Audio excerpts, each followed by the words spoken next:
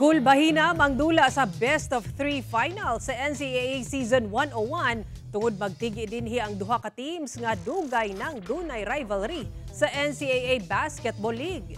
Kini ang San Beda Red Lions ug Colegio de San Juan de Letran kung asa masaksihan ang una nilang panagsangka sa best of 3 finals sugod ugma Disyembre 10, 10-7.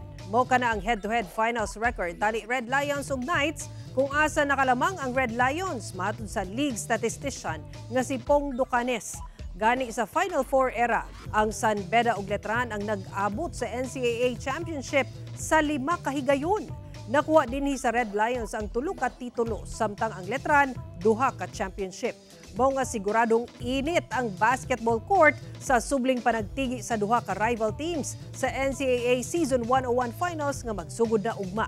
Kinsa kaha ang unang makasungkit ug unang daog sa best of 3 finals?